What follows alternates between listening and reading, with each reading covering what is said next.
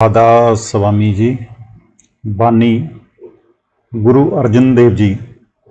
राग सोरठ, महला 5, घर 2, अष्टपदिया। सत्संग के वचन। इससे पहले कि सत्संग शुरू किया जाए, आपकी सेवा में प्रार्थना की जाती है कि सत्संग का अर्थ क्या है। गुरु नानक साहब जी कहते हैं, सत्संगत कैसी जानिए, जिथे एको नाम बखानिए। जहाँ एक परमेश्वर के नाम का जिक्र हो, उसका नाम सत्संग है। हमारा ये सत्संग हिंदू, मुसलमान, सिख, ईसाई, मतलब कि जितनी कौमें हैं सबका साझा है। यहूदी हमारे सत्संगी हैं, मुसलमान हमारे सत्संगी हैं, सिख हमारे सत्संगी हैं, ईसाई हमारे सत्संगी हैं। हमारा प्यार सभी कौमों के साथ है। आजकल बंटवारे के मौके पर हम देखते हैं कि इतना जुल्म किसी बादशाह के वक्त नहीं हुआ जितना कि अब हुआ है। बेशुमार औरतें, मर्दों और बच्चों का खून हुआ है। बेशुमार लोग भाग फिर रहे हैं। खाने को रोटी नहीं, पहनने को लंगोटी नहीं, रहने को मकान नहीं। इससे पहले के ज़माने का इतिहास देखो, ऐसा ज़माना कभी नहीं आया। किसी ने इस तरह अपना मुंह काला नहीं किया। अगर डर के मारे मस्जिदों में इकट्ठे हुए तो फेंको बम।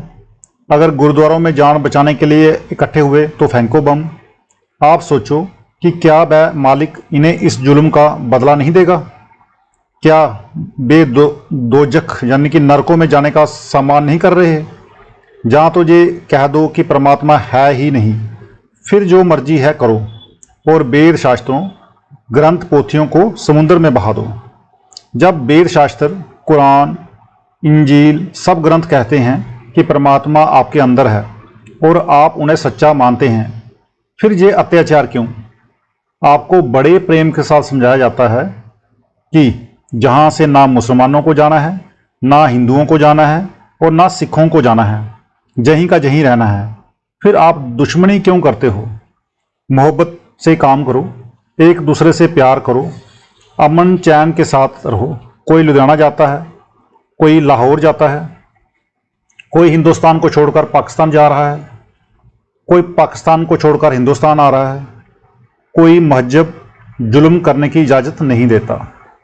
ख्वाजा हाफिज फरमाते हैं, मैं खुर ओ मुसहफ, बसोज ओ आतिश अंदर कव जान। साकिने बुतखाना बाश, ओ मुर्दम आजारी मकुन। मुसलमानों में शराब पीना गुनाह है, लेकिन अगर तू शराब पी ले, कुरान शरीफ को जला दे और काबा को भी आग लगा दे तो शायद खुदा माफ़ कर दे। मगर आदमी का दिल ना दुखा, ये महापाप है जिसकी माफ़ी नहीं हो सकती।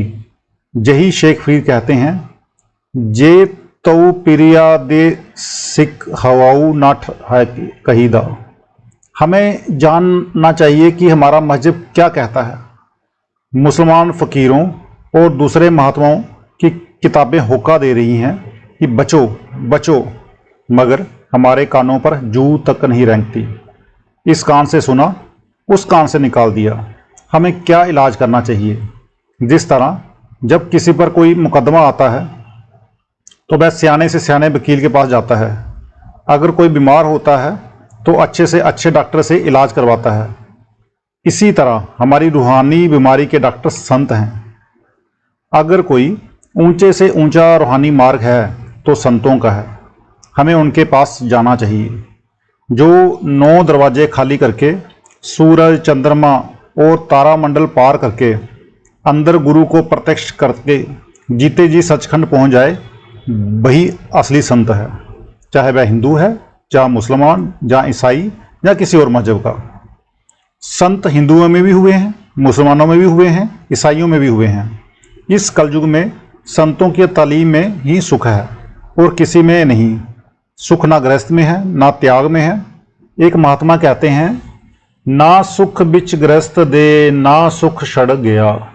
दुनिया में सुख नहीं, क्योंकि ना दुनिया को रहना है, ना इंसान को रहना है। अगर गृहस्थ में फंसे तो भी दुनिया है, अगर गृहस्थ छोड़कर जंगलों में चले गए तो भी दुनिया है, क्योंकि वहाँ भी रोटी की जरूरत है। उसी महात्मा का कहना है, ना सुख पांदी पंडिती ना सुख भूप भया, सुख है बिच विचार दे संता शरण पिया। कि ना विद्या में सुख है और ना राज में। क्या विद्वान सुखी है? कोई नहीं।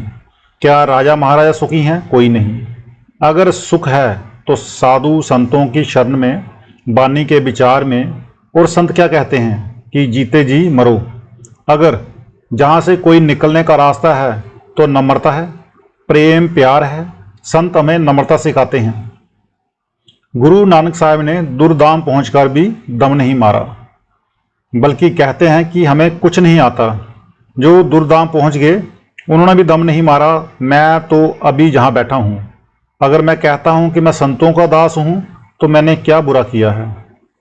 पाठी बाण सिंह जी कहते हैं, कबीर सब ते हम बुरे, हम तजो बलो सब कोय, जिन ऐसा कर बुझिया मीत हमारा सोए। महाराज जी कबीर साहब कहते हैं कि मैं सबसे बुरा हूँ, मुझसे सब अच्छे हैं। जिसका ऐसा ख्याल हो वह मेरा मित्र है। जब गृहस्थ में चैन नहीं, त्याग में चैन नहीं, तो फिर हमें क्या करना चाहिए कि हम इस दुनिया से ही निकल जाएं। पाठ पढ़ियो और वेद विचारियो, निवल बुअंग सादे, पंच जना सियो संग न छुटकियो, अधिक अहम बुद्ध बादे। पांचवी पातशाही श्री गुरु अर्जन साहब अपना तजुर्बा, पिछले जन्मों की हिस्ट्री बयान करते हैं कि हमने उनमें क्या क्या काम किए। कहते हैं कि हमने बेशुमार किताबें पढ़ी, वेदों पर विचार किया, न्योली कर्म किया, आंतें धोई और योगाभ्यास किया, लेकिन ना काम घटा, ना क्रोध घटा, ना मोह घटा और ना अहंकार। बल्कि अहंकार ज़्यादा हो गया कि मैं आलिम, मैं फाजिल, मैं वेद पाठी। बीमारी और बढ़ गई। आप सोचो, रावण से बढ़कर वेदों का पाठ करने वाला और कोई नहीं है। वह चारों वेदों का पंडित ही नहीं बल्कि टीकाकार भी था। रावण के वेद भाष्य के मुकाबले कोई वेद भाष्य नहीं, मगर उसकी करनी क्या थी? उसने सीता का हरण किया, जिसकी रामलीला में नकल बनाकर हम हर साल जलाते हैं। सो बहुत सारी किताबें पढ़ने का कोई फ़ायदा नहीं। किताबें सिर्फ वाकफियत जानकारी देती हैं। अगर किताबें पढ़कर अमल ना करें तो कोई फ़ायदा नहीं। किताबें पढ़ने से रूह अंदर नहीं जाती बल्कि अभ्यास करने जाती है। तुलसी साहब कहते हैं, 4 18 9 पढ़े छठ पढ़ी खोया मूल, सूरत शब्द चिन्ह बिना ज्यों पंछी चंडूल। अगर 4 वेद भी पढ़ लिए, 18 पुराण भी पढ़ लिए, 9 व्याकरण भी पढ़ लिए, 6 शास्त्र भी पढ़ लिए, लेकिन अगर रूह नाम के साथ ना जुड़ी तो कोड़ी काम की नहीं। हमारे अंदर नाम है, हम अपनी रूह को उसके साथ जोड़ना चाहिए। वाणी का एक एक लफ्ज़ करोड़ों करोड़ रुपए का है। अगर एक लफ्ज़ भी हृदय में बैठ जाए तो जिंदगी पलट जाती है। अब कहते हैं, सिवाय नाम के सारे कर्म किए, मगर काम क्रोध लोभ मोह अहंकार ना घटा और ना ही उनका साथ छूटा, बल्कि अंधकार हो गया कि हम वेद पाठी हैं। ये गुरु अर्जन साहब ही नहीं कह रहे बल्कि मुसलमान फ़कीर भी कहते हैं। बुल्ले शाह कहते हैं, इल्मो बस करी ओ जार, इक्को अलफ तेरे दरकार। बहुत इल्म अजाजील ने पढ़िया, जुग्गा जाहा ओसे दा सड़िया। सब आलिम सब विद्वान टकरे मार मार कर कह गए, मगर अंदर नहीं गए।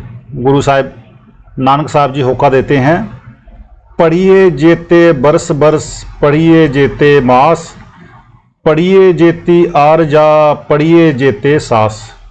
नानक लेखे एक गल होर, होमे जजना जाख। अगर रूह अंदर नहीं गई, नाम के साथ नहीं जुड़ी, तो कुछ भी नहीं बना। हम पाठ करते हैं, बजाय छूटने के और बन गए। ज्यों बचपन से गीता पढ़नी शुरू की, सारी उम्र गीता ही पढ़ते रहे। उनसे पूछो कि अंदर रोशनी हुई? कोई नहीं। अंदर कृष्ण भगवान मिले? कोई नहीं। जो तप आदि करते हैं उनसे पूछो कि कभी अंदर पर्दा खुला है, कोई नहीं। अगर मिश्री मिश्री कहते रहो तो मुंह मीठा नहीं होता, अगर मिश्री खा लो तो ही मुंह मीठा हो जाता है। सो गुरु अर्जन साहब कहते हैं कि जो वीर शास्त्र ग्रंथ पोथियां कह रहे हैं वह करो, सिर्फ पढ़ने से फायदा नहीं। प्यारे इन बिद मिलन न जाई, मैं किए कर्म अनेका। अब श्री गुरु अर्जुन साहब कहते हैं हम तजुर्बा कर चुके हैं, ये कायदा परमात्मा से मिलने का नहीं। एक आदमी मिला, कहता है मैंने ग्रंथ साहिब के 800 पाठ किए हैं। मैंने पूछा कभी रूह अंदर गई, कभी प्रकाश देखा है, कोई नहीं। 800 पाठ किए लेकिन रूह अंदर नहीं गई। अंधे की तरह आया, अंधे की तरह चला गया, दौड़ता आया, दौड़ता चला गया, ध्यान ना दिया कि गुरबानी क्या कह रही है। आम दुनिया पढ़ने को मुक्ति समझती है, मगर नहीं। अगर आपके पास खाना बनाने की किताब हो और आप उसे प्रेम के साथ पढ़ते जाएं कि जलेबियाँ ऐसे बनती हैं, पूरियाँ ऐसे पकती हैं, जहाँ मिठाई ऐसे बनती है, तो क्या आपका पेट भरेगा? जहाँ स्वाद आएगा? आप खुद ही कहेंगे कि ना तो पेट भरेगा ना स्वाद आएगा। अगर आप किताब के मुताबिक खाना बना लें तो पेट भी भर जाएगा और स्वाद भी आ जाएगा। ये लोग सिर्फ पढ़ने को ही मुक्ति समझते हैं, मगर नहीं, ये जीते जी मरना है। जो कुछ करना है इसी मनुष्य जन्म में करना है, मरने के बाद का उधार नहीं। गुरु अर्जन साहब कह रहे हैं कि जे कर्म हम पिछले जन्मों में कर चुके हैं, इनसे मुक्ति नहीं मिलती। हार परियो सुआमी के द्वारे दीजे बुद्ध विवेका। जब किताबें पढ़ने और दूसरे कर्म करने से कुछ ना बना तो हार कर परमेश्वर से विनती की कि ए मालिक, हे परमात्मा, हमें वह बुद्धि दे जिसके द्वारा तू मिलता है। आप सोचो, ये निंदा नहीं है? हमारी वेद शास्त्र क्या चीज़ हैं? ऋषि मुनि, बलि पैगंबर, संत महात्मा मेहनत करके अंदर गए, पर्दा खोला, खंडों ब्राह्मणों पर चढ़े, सचखंड पहुँचे, आत्मा का परमात्मा से मिलाप किया, परमेश्वर से मिले। जो जो नज़ारे उन्होंने अपने अंदर देखे वे कागजों में ले आए ताकि हम लोगों तक पहुंच सके। उनमें नज़ारों का जिक्र है, नज़ारे खुद नहीं। सो सारी उम्र आप पोथियां पढ़ते रहे जिनमें उन नज़ारों का जिक्र है, मगर वे नज़ारे आपके अंदर तो नहीं आए। अगर लोगों के विवाह में गीत गाते रहे मगर अपना विवाह ना हुआ तो कोई फ़ायदा नहीं। हमें तो अपना फ़ायदा करना है, यानी पर्दा खोलकर अंदर चढ़ना है। मौन बाइयो कर पाती रहियो, नग्न फिरियो बन माही। फिर ख्याल आया कि जो आदमी बोलते नहीं, चुप जा मौन रहते हैं, शायद उन्हें मालिक मिला होगा, इसलिए हमने मौन धारण कर लिया। आबादी छोड़कर जंगलों में चले गए, कपड़े और बर्तन तक भी ना रखे।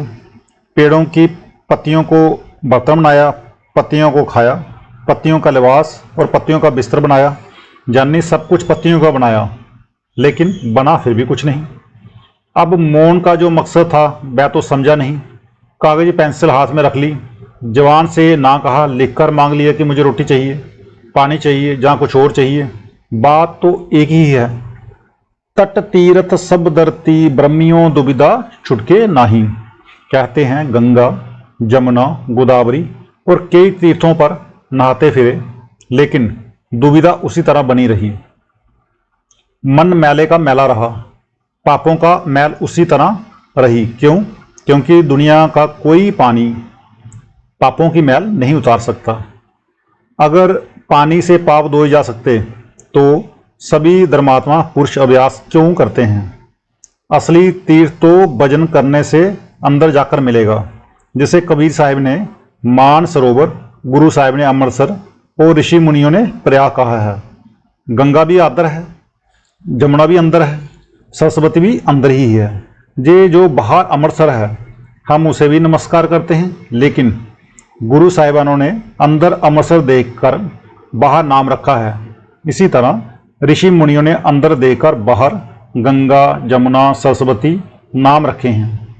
ऋषि मुनियों और संतों का ख्याल था कि इन्हें देखकर ये अंदर जाएंगे, मगर ये बाहर ही रह गए। असली सामान आदमी के अंदर है, बाहर जो कुछ है नकल है। दुनिया के सभी तीर्थों की यात्रा कर ली और समझ लिया कि दुनिया की परिक्रमा कर ली। लेकिन खाली के खाली रहे, कोरे के कोरे रहे, पर्दा ना खुला, बल्कि नतीजा ये निकला कि अहंकार पैदा हो गया। मन कामना तीर्थ जाए, बसियो सिर करवत दराए। फिर कहते हैं कि ख्याल आया कि तीर्थ पवित्र स्थान होते हैं, जो तीर्थों में रहते हैं उन्हें मालिक मिलता होगा। हमने बड़े प्रेम के साथ तीर्थों पर मकान बनवाए और वहाँ रहे, स्नान किए, लेकिन बना कुछ भी नहीं। ये तीर्थ किसने बनाए? किसी न किसी महात्मा ने बैठकर भजन किया, लोगों को उपदेश दिया और सत्संग किया, वे तीर्थ बन गए। वह जगह तो पवित्र है, मगर आज ना वहाँ तो महात्मा है और ना सत्संग ही है। हम तीर्थों पर स्नान करने में ही मुक्ति समझते हैं। आप विचार करो कि मुक्ति किस तरह मिलती है। अब जिस तरह आप जहाँ इकट्ठे हुए हैं, अगर कहा जाए कि किताबों पर विचार करो तो क्या फ़ायदा, लेकिन जो किताबों का मकसद है आपको उसका फ़ायदा उठाना चाहिए। अब कहते हैं कि तीर्थों का पानी भी पिया और काशी में जाकर करबत भी ली, मगर मन काबू में ना आया, अंदर परमेश्वर के दर्शन ना हुए। काशी में एक आरा होता था, वहाँ के पंडित क्या करते थे कि जो अमीर या कोई महाराजा चाहता था कि मैं सब कुछ दान पुण्य करके स्वर्गों या बैकुंठों में चला जाऊं, उसे वे आरे से चीर देते थे और उसका धन माल लूट लेते थे। सो वहाँ जे पखंड बना हुआ था, वह आरा अब भी है, मगर अंग्रेज सरकार ने बंद करवा दिया। गुरु अर्जुन साहिब कहते हैं कि ये तरीका भी ठीक नहीं, क्योंकि मनुष्य जन्म बड़े भाग्य से मिलता है, इसे इस तरह गवा देना अक्लमंदी नहीं। मन की मैल ना उतरे, इह बिद जे लिख जतन कराए। कहते हैं इस तरह के बहुत से जतन किए, मगर मन मैले का मैला रहा, ना पर्दा खुला, ना परमेश्वर के दर्शन हुए, ना रूह अंदर गई और ना उसे शांति मिली, कोरे के कोरे ही रहे। कनिक कामनी हैवर गैबर बहु बिद दानत तारा, अन्नम बस्तर बूम बुहुए अर्पे नह मिलिए हर द्वारा। फिर हमारे दिल में ख्याल आया कि यज्ञ तप दान पुण्य करने वालों को मुक्ति मिलती होगी। नहीं, फल जरूर मिलता है, मगर मुक्ति नहीं। जहाँ 100 रुपये दो, आगे 1000 मिल जाएगा, सुख हो जाएगा, मगर दुनिया में आना पड़ेगा। कण कहते हैं सोने को। सो हमने सोना दान में दिया, हाथी और घोड़े दान दिए, जमीनें दान दी, औरतें तक दान में दे दी, लेकिन परमेश्वर का दरवाजा ना मिलता है ना मिला। अगर दौलत से मालिक मिल जाए तो राजा महाराजा खरीदने को तैयार हो जाएं, सेठ साहूकार खरीदने को तैयार हो जाएं। अब शायद कोई ये कहे कि ये दान पुण्य की निंदा है। ये निंदा नहीं है, आप दान पुण्य करो, मगर कामना रखकर ना करो, बल्कि ये कहो कि परमेश्वर ने हमें दिया है, हम विधवाओं को, अनाथों को, लूले लंगड़ों को दें। दान पुण्य बुरा नहीं, मगर अगर ख्वाहिश रखकर दोगे तो आना पड़ेगा। जिस तरह एक चोर चोरी करता है, वह पकड़ा जाता है और जेल चला जाता है। जब सजा बोकर जेल से छूटता है तो हाकिम को कहता है कि मेरा चूल्हा ना फेंकना, मुझे फिर आना है। अगर बगैर आशा के दान पुण्य करोगे तो उसका फ़ायदा ये होगा कि तुम्हारा दिल नरम हो जाएगा। जो आशा रख कर देते हैं उनके बारे में गुरु अमरदास जी कहते हैं, पुण्य दान जो बीज दे सब धर्म रहाए के जाई। मगर हम फिर आने का सम्मान करते हैं। सो दान पुण्य करो, मगर कामना रखकर नहीं, बल्कि निष्काम होकर करो। पाठी बाण सिंह जी समर्थन में, दे दे मंगा सहसा गुना सोब करे संसार। महाराज जी, दान पुण्य करने से नाम नहीं मिलता, मुक्ति नहीं मिलती। जहाँ मृत्यु लोक में दान पुण्य करने का फल यही है कि अगले जन्म में सेठ साहूकार बन जाओगे, राजा महाराजा बन जाओगे, 100 का 1000 मिल जाएगा, लाख मिल जाएगा। मुक्ति कब मिलती है? जब कम खाना, कम बोलना, रात को जागना अपना सूल बना ले। कबीर साहब जी कहते हैं, सुखिया सब संसार है खावे ओ सोबे, दुखिया दास कबीर है जागे ओ रोबे। नाम आसानी से तो नहीं मिलता और बिना नाम मुक्ति नहीं। ये पुण्य का खंडन नहीं, बल्कि ये नीचे जानो कि जो अब अमीर है, जज है, वह पहले कुछ दान पुण्य करके आया है। इसलिए प्यारी साहब संगत जी, आप सब नाम शब्द जो बाबा जी ने दिया है उनके कहने के अनुसार करें और कोई फल की इच्छा मन में ना रखें। राधा स्वामी जी।